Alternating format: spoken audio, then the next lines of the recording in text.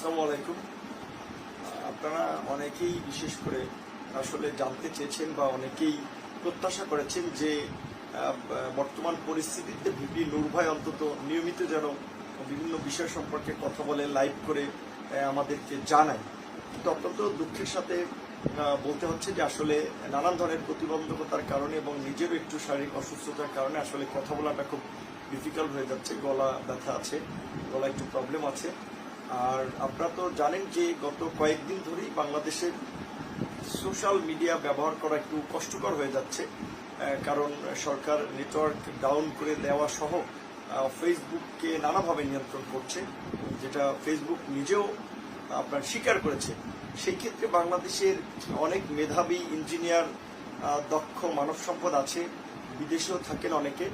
ফেসবুকের বিকল্প social media বাংলাদেশে উদ্ভাবন করা যায় কিনা সেটি নিয়ে বাংলাদেশের যারা তরুণরা রয়েছেন, যারা বিজ্ঞান নিয়ে গবেষণা করেন, পড়াশোনা করেছেন, তারা একটু চিন্তা ভাবনা করতে পারেন। আর দ্বিতীয় যে কথাটি আমি বলবো যে বাংলাদেশে ভারতের উগ্র হিন্দুত্ববাদী সাম্প্রদায়িক প্রধানমন্ত্রী নরেন্দ্র মোদীর আগমনকে কেন্দ্র করে বাংলাদেশে কি ঘটেছে সেটি বাংলাদেশ থেকে সারা বিশ্ববাসী সবাই জানেন যে বাংলাদেশের মহান স্বাধীনতার সুবর্ণ জয়ন্তীর মতো একটা গুরুত্বপূর্ণ বছরে, মহান স্বাধীনতা দিবসে বাংলাদেশ নতুন করে রক্তে রঞ্জিত হয়েছে। যে রক্তে রঞ্জিত হয়েছিল সে 1971 সালের আগে, বিশেষ করে 1971 সালের আপনার মুক্তিযুদ্ধ শুরুর আগে, যে বঙ্গবন্ধু শেখ মুজিবুর রহমান 7ই মার্চ যেভাবে আপনার ঐতিহাসিকভাবে ভাষণে যেমনটি বলেছিলেন যে ভাইয়ের আমার, আজ অত্যন্ত দুঃখ ভারাক্রান্ত মন নিয়ে আপনাদের মাঝে হাজির হয়েছি। আজ ঢাকা, রাজশাহী, রংপুর আমার ভাইয়ের রক্তে রঞ্জিত। ঠিক একইভাবে আমি 27শে মার্চ প্রেস ক্লাবে এই বক্তব্যটা দিয়েছিলাম যে আসলে অত্যন্ত দুঃখ ভারাক্রান্ত মন নিয়ে বলতে হচ্ছিল যে সেদিনের প্রেক্ষাপটে যে আপনার ঢাকার বাইতুল মোকাররম মসজিদ প্রাঙ্গণ, যাত্রাবাড়ি, আপনার চট্টগ্রামের হাটহাজারী, ব্রাহ্মণবাড়িয়া সহ দেশের বিভিন্ন জায়গায় রক্তে রঞ্জিত হয়েছিল। এটি খুবই দুঃখজনক ছিল এবং এটি খুব একটা ঘৃণিত কাজ ছিল যে বর্তমানের যে আওয়ামী লীগ সরকার, যারা নিজেদেরকে স্বাধীনতার সপক্ষে শক্তির দাবি করে, তাদের আমলে এবং তাদের হাতেই বাংলা স্বাধীনতার সুবর্ণ জয়ন্তীতে বাংলাদেশ রক্তে রঞ্জিত হয়েছে। বাংলাদেশের স্বাধীনতা সংগ্রামে শেখ মুজিবুর রহমান আমাদের মুক্তি সংগ্রামের অন্যতম নায়ক এবং বাংলাদেশের তৎকালীন যে বিশেষ করে আওয়ামী লীগের নেতৃবৃন্দ, তাদের অবদানের কথা অস্বীকার করা যায় না। একই সাথে সেই সময়ের বামপন্থী, ডানপন্থী সহ বিভিন্ন নেতা কর্মীদের যে অবদান, সেটিকে কোনোভাবেই আমরা খাটো করে দেখতে পারি না। বিশেষ করে বাঙালির মুক্তি সংগ্রামের অন্যতম প্রাণ পুরুষ আপনার মজলুম জননেতা মাওলানা আব্দুল হামিদ খান ভাসানীর যে অবদান, সেটিকে কোনোভাবেই আমরা অস্বীকার করতে পারি না। কিন্তু অত্যন্ত দুঃখের বিষয় যে আজকের আওয়ামী লীগ শুধুমাত্র তাদের দলীয় সংকীর্ণতা থেকে ইতিহাসকে একটা নিজেদের মতো করে তুলে ধরতে চায়, যে কারণে তারা আজকে ভাসানী থেকে শেরে বাংলা মতো মহান পুরুষ তাদের কাউকে স্মরণ করতে চায় না। এমনকি মুক্তিযুদ্ধের একজন সেক্টর কমান্ডার বঙ্গবন্ধুর অনুপস্থিতিতে যার ডাকে বাংলাদেশের মানুষ বা যার ঘোষণায় উদ্বুদ্ধ হয়ে মুক্তিযুদ্ধ একটা নতুন মাত্রা পেয়েছিল, সেই আপনার শহীদ প্রেসিডেন্ট জিয়াউর রহমানের অবদানকে আওয়ামী লীগ স্বীকার করতে চায় না। স্বাধীনতার সুবর্ণ জয়ন্তীতে তার খেতাব বাতিল করার একটা ঘৃণ্য অপচেষ্টা সহ নানা ধরনের স্বাধীনতা বিরোধী কর্মকাণ্ড, মুক্তিযুদ্ধের চেতনা বিরোধী কর্মকাণ্ডে এই আওয়ামী লীগ লিপ্ত হয়েছে, এই বর্তমান সরকার লিপ্ত হয়েছে, সেটি আপনারা সবাই দেখেছেন এবং সবাই জানেন। বিশেষ করে বলতে গেলে যে বর্তমান সরকার বাংলাদেশকে স্পষ্টভাবেই ভারতের একটা অঙ্গরাজ্যে রূপান্তরিত করার জন্য ভারতের দালাল হয়ে কাজ করছে, ভারতের গোলাম হয়ে কাজ করছে। কারণ না হলে আপনার স্বাধীনতার সুবর্ণ জয়ন্তীতে যেখানে এদেশের বাম, ডান, মধ্যমপন্থী দলমত নির্বিশেষে প্রায় আমার মনে হয় যে 80% মানুষ ভারতের উগ্র সাম্প্রদায়িক প্রধানমন্ত্রী নরেন্দ্র মোদীর আগমনের বিরোধিতা করেছিল। কিন্তু জনগণের বিরোধিতা সত্ত্বেও সরকার এনেছে কারণ হচ্ছে জনগণ একদিকে চিন্তা করবে, স্বাভাবিকভাবে সরকার রাষ্ট্রীয় প্রোটোকল কিংবা রাষ্ট্রীয় বিবেচনায় তাদের অনেক কিছু করতে হয়, কিন্তু জনগণের যে শান্তিপূর্ণ প্রতিবাদ, সেটাতে যদি বাধা না দিত তাহলে কিন্তু হয়তো আজকে এই বাংলাদেশের বর্তমান পরিস্থিতির সৃষ্টি হতো না।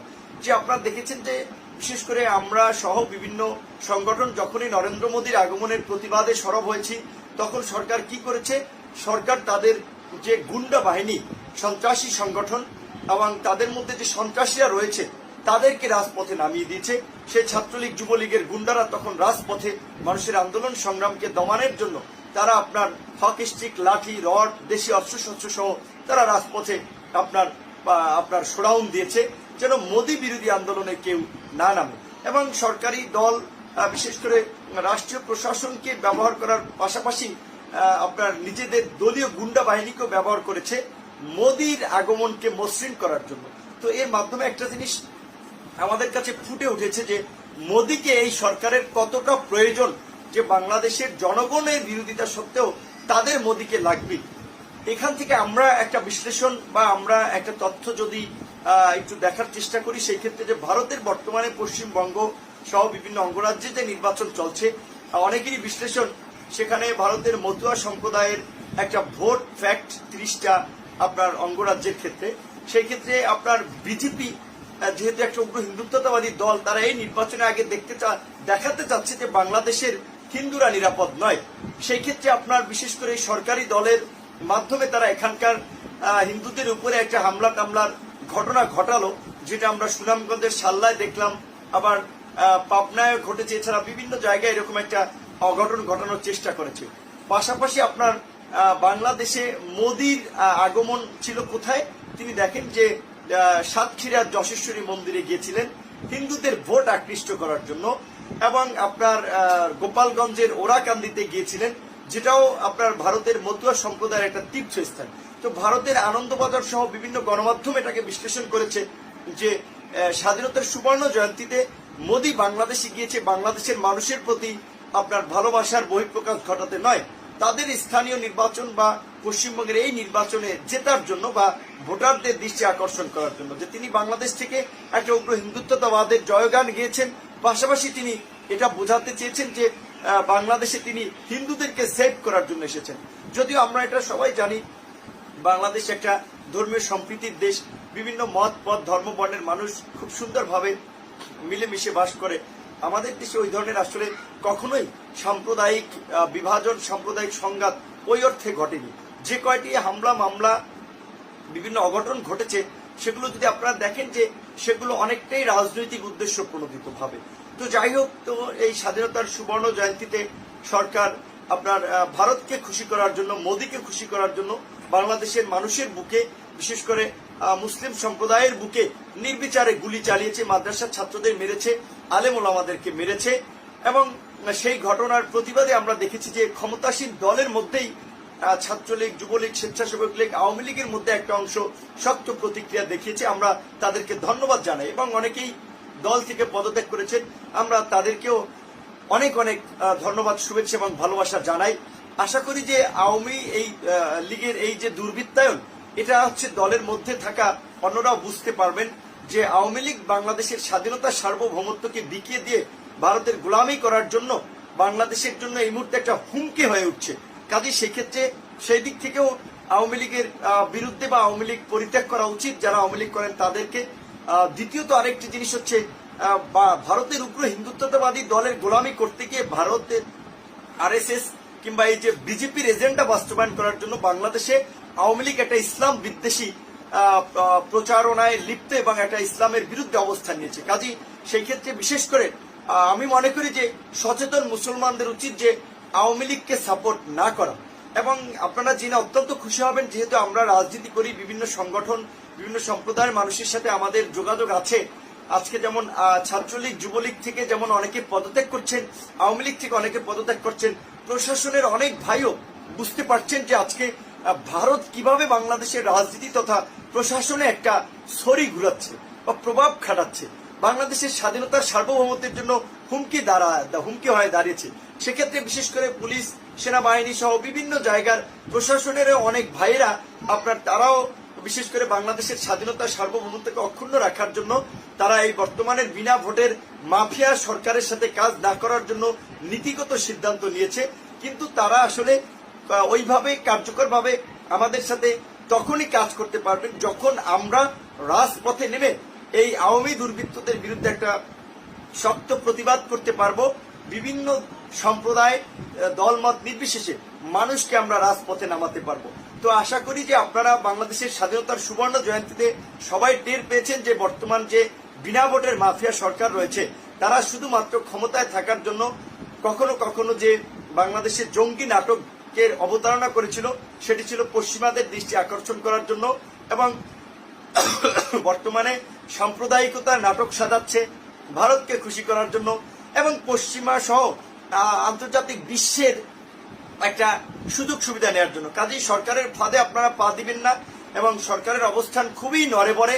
বিশেষ করে একদিনের হরতালে হেফাজতে ইসলাম সহ যারা এই হরতালের সমর্থন করেছিলেন তারা আপনারা দেখেছেন যে সরকার কিভাবে তাদের যেটা বলে পাজামা প্যান্ট গরম হয়ে গেছে, কিভাবে তারা টেনশনে পড়ে গিয়েছিলেন। কাজী ওই হেফাজতে ইসলামের কর্মসূচির পরপর যদি অন্যান্য রাজনৈতিক দলগুলোরও কঠোর কর্মসূচি থাকতো বাংলাদেশের গণতন্ত্রকে রক্ষা করার জন্য, গণতন্ত্র ফিরিয়ে আনার জন্য, নাগরিক অধিকার রক্ষা করার জন্য, মানুষ হত্যা করা হয়েছে স্বাধীনতা দিবসের প্রতিবাদের জন্য, সরকারের কিন্তু তখনই অবস্থা খারাপ হয়ে যেত। তো যাই হোক, তারপর আশা করি যে এই যে একটা আন্দোলন হয়েছে এখান থেকে অন্যান্য রাজনৈতিক দলগুলো তাদের কৌশল ঠিক করতে পারবে পরবর্তীতে এই মাফিয়াদের বিরুদ্ধে কিভাবে তারা নামবে এবং কিভাবে তাদেরকে ঘায়েল করবে। আর একটা কথা বলে আমি শেষ করব, বিশেষ করে আমাদের রাজনৈতিক দলগুলো, সিভিল সোসাইটি, বিভিন্ন সংগঠনের মধ্যে যখন আমরা আলোচনা করি, কথা বলি, অনেকের মধ্যে আমরা এই প্রতিক্রিয়াটা দেখি বা অনেকের মধ্যে একটা দৃষ্টিভঙ্গি দেখি যে বলেন অমুকের সাথে যাওয়া যাবে না, অমুকের এই সমস্যা, তমুকের এই সমস্যা, আদর্শগত মিল নাই। আমি আপনাদেরকে ছোট করে একটা কথা বলবো, দেখেন এখন আদর্শের কথা বলে যদি আমরা বাংলাদেশের গণতন্ত্রকামী মানুষকে বিভক্ত করে রাখি, বিভাজিত করে রাখি, সেই ফায়দাটা কিন্তু বাংলাদেশের এই অগণতান্ত্রিক মাফিয়া সরকার নিবে। কাজে এই মুহূর্তে যদি আমরা দেশে গণতন্ত্র ফিরিয়ে আনতে চাই, আমাদেরকে অন্তত ন্যূনতম কিছু বিষয়ের ভিত্তিতে অন্তত একটা ঐক্যবদ্ধ বা যুগপৎ কর্মসূচিতে যেতে হবে, যেটা 90 সালে হয়েছিল। তো আশা করি আমাদের সকলের সেই বোধোদয়টা হবে। কারণ এখন কিন্তু আপনারা দেখেন যে আওয়ামী লীগ, বাম, ডান নির্বিশেষে সবাই মার খাচ্ছি, মামলার আসামি হচ্ছি। কাজে সেক্ষেত্রে এখনো যদি আমরা ঐক্যবদ্ধভাবে প্রতিবাদ প্রতিরোধ না করতে পারি তাহলে কিন্তু এই আওয়ামী দুর্বৃত্তদের শাসনই দীর্ঘায়িত হবে। যেমন মোদী বিরোধী আন্দোলন তো বাম সংগঠনগুলো করেছে, আমরা করেছি, বিভিন্ন সংগঠন করেছে, কিন্তু দেখেন এই মোদী বিরোধী আন্দোলনে কিন্তু আমাদেরই ছাত্র যুব শ্রমিক অধিকার পরিষদের আপনার প্রায় বলা চলে যে আপনার 1/2 শতাধিক নেতাকর্মী কারাগারে রয়েছে এবং প্রায় আপনার 70 জনকে মামলার আসামি করা হয়েছে, 70 জনের মতো আহত হয়েছে।